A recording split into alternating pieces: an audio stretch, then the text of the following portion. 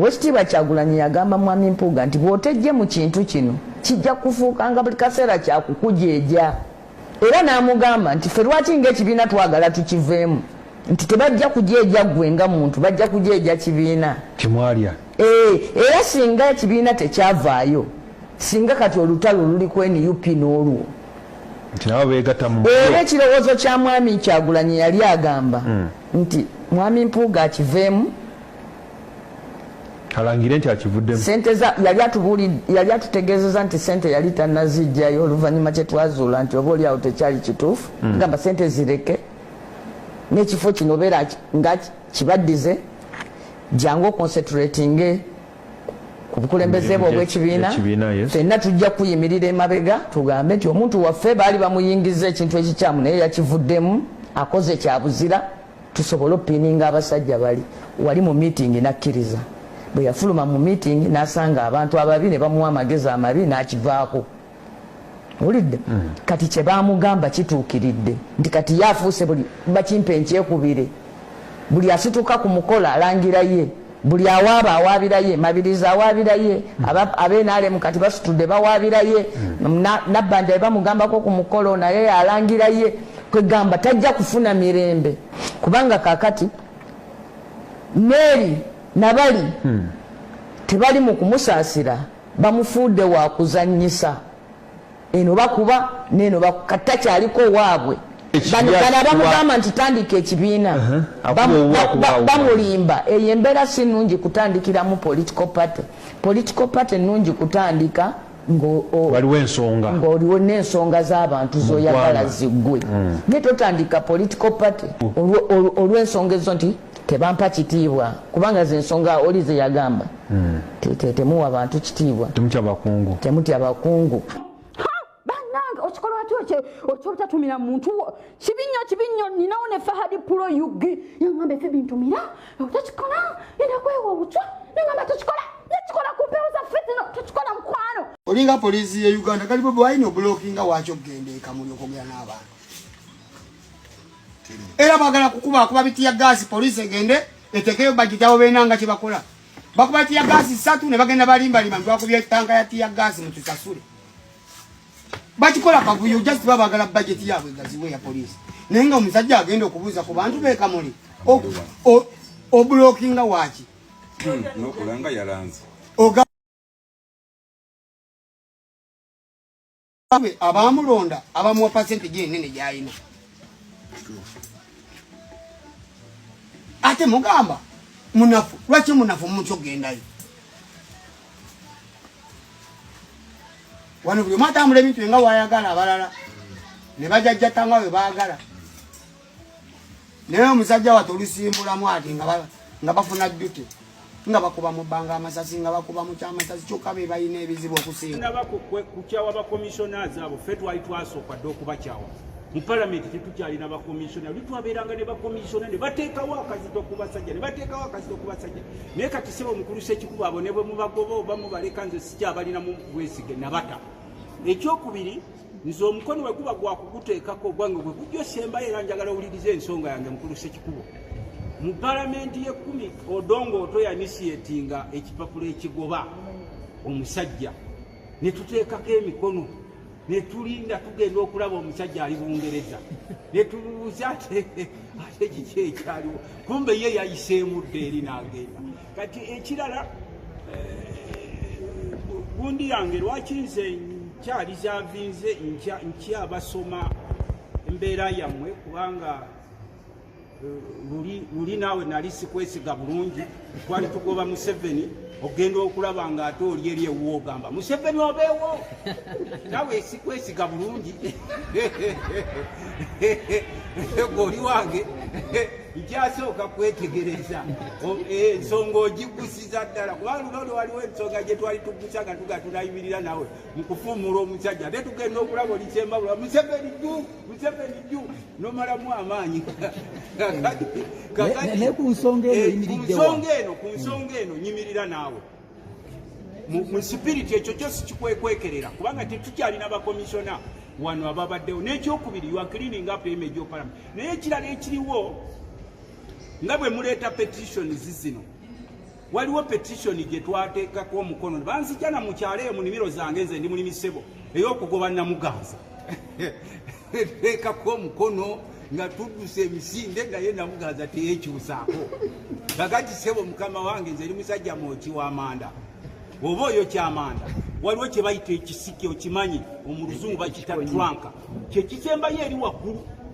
bw'oba osindiikiriza ekisiki oteekamu n'amaanyi n'ogamba arambe nti empale ne bwegwa wansi togirondawo kakati kino kisiki kyosindiikiriza mu budde buno nze nkukkiriza morale mu kimwatandise kirungi naye nkyabeetegereza nga ku mulembe gw'odongooto ate n'omulundi guli omulala we wanjiwayo nenkugamba nti omusajja ono agendaga Museveni agende nene wayingira mu biseera ate tuli mu biseera byakalo noga Museveni jju nenga musajja wange bwate wandeseewo naye nga yo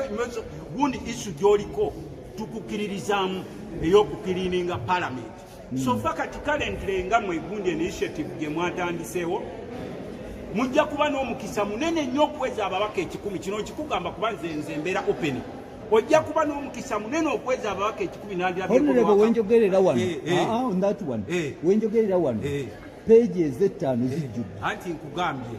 ziyinza okubaza okomyeko nkugambye lwaki nkikugamba gwoli wange nze sikwekwekerera ababaka balina ebizibu anti wuliriza mukama wange ababaka balina ebizibu ababaka balina ebizibu okufuna omubaka wa parliament omuyitayo gyali eri mu gundi zaabwe oyinza okigezaako you can try kubanga gyoliko okomyawo sanite yaffe mu parliament okulaba ngeko era ekyo naffe twakusalutinze netugamba oyo katwetikeko omusalaba naye ogwetika naffe tutambulye eno balibali tetukwesiga nnyo okuva emabegako eriwe twali tukuba Museveni n'okoma ati Museveni jju mu biseera eby'oluvannyuma naye ekyo tekitugaana kuwagira koziyo era nze sikuganye nti no ngenda kugyayo omukono kubanga nze abo bonna bakomishona 4 of them asooka ye Mpuuga ye amasikaledinga nga komishona ng'era Nsamba we yamugambye izi masikaleding pate yamugobe yamulonda nemuba owa komishona bano abalala nze ate ndaba NRM gy'olimu Museveni ayinza okuba yebafudde obuliga bwe oba okusaddaaka nze bwensuubira kubanga ekigundi eno enanka y'obuli bw'enguzi we yavudde wasomye ku kinanka kya Mude wakisomyeko ekyaturankinze nekituuza ku B3 ayinza Museveni okugamba nti katusaddeekeyo obuliga buno bukomishona buno bwetikka ekibi kya Uganda for the good kati era we nakuteddemu ka microscope kange olwokuba nti luwayimirira ne Museveni nengamba okyanga gwe yakozesezza okusaddaako obuliga bwe buno fe twali twabujjamu dda gundi era nze ndi wano netegereza ssebo omubaka wange Ssekikubo nze sirina komishona wano sikyalinawo komishona kuba ali twabeeranga ne bakomishona ne balwanirira ebyaffe ne balwanirira ebintu bingi si bya ssente byokka ate ekirala tukwebazizza waliwo kye wajjayo ffe tubadde tetutamanyi ffe tubadde tutunuulira zino zebeewa awards simanyi baziyita batya service awards naye bwe mwajjaeyo kiri ekya $223 negamba ate nze mbadde luddawa era buli mubaka ssebo yagambye ate n'omusajja amateeka teyasoma ga bwereere yateddemu nalwo investigation nalwo ejja $223 muleme kukoma kugamba nti balizayininge isu yamwe yali badde egamba nti okuzzaawo sanite ya parliament obutatulaba nga bayaayo babali money minded all the time they should refund the money on the account of parliament kuba ekyo kyagamba nti no zaali bazijja ku vote ndala bazikomyewo ku account ya parliament maybe nga speaker luli abadde nga agenda agaba sente za cancer donated 1 billion we can use that money ne tugamba oba tudonatinzeeyo ddwaliro erw'emiyaga nti tuzikozeemu ddwaliro olw'emiyaga oba tuzikozeemu ekintu kyonna naye nga ssebo mukama wange nze nkwashuwalinga sinakukakasa nnyo bwe kunaaba kuteekako mukono nkyakwetegereza nze nja okusembayo sikigobye naye nekisinga kuno kiri mu mutima kituufu eno petition bwembanga mulimu ebituli ng'omubaka byasanze ffe kye tukyanoonya ye 177 emikono 177 dibeeti olyoka ebeewo zino zonna ensonga omubaka zaleezo ziryoke zijje zibeere amendment zibeere supplementary zibeere ki naye nga palamenti eweebwa omukisa okubaganya ebirowoozo obukenuzi buli mu Paalamenti. Naye nno ssebo weetisse omugugu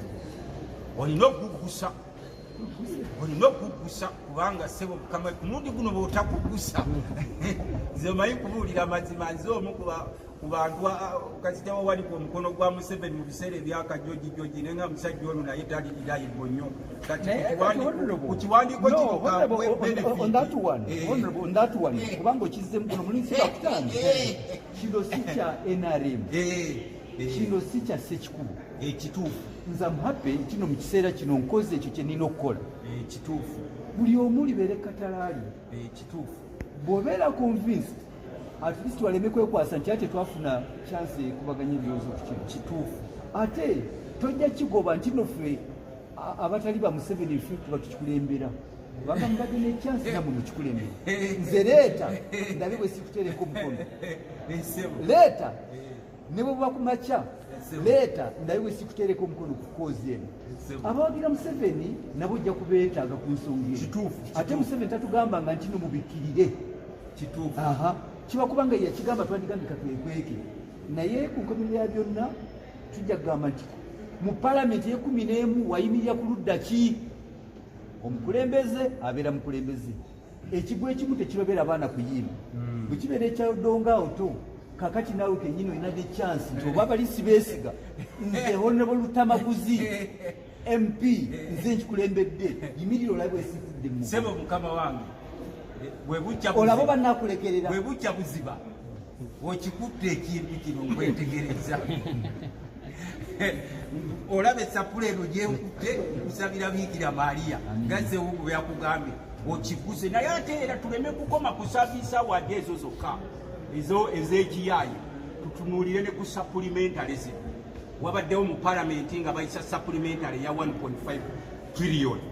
mu kaseera ke kamu nga wabula ennaku tezijawera na wiikisi 5 ne bakomeye 1.8 trillion jjukira eno gyogera kakati ebyo byonna bwe tunaaba tuli balansi ne mulongoosa ekifaananyi kya Paalamenti tujja kuba basanyufu nnyo sikumalaamu maanyi naye nkugambye ssebo Mukama wange omulimu gwe weetisse mukulu nnyo tugenda kukusabira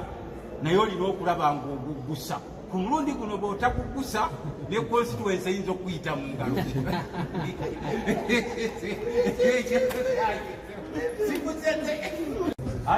bano simawulire ssebo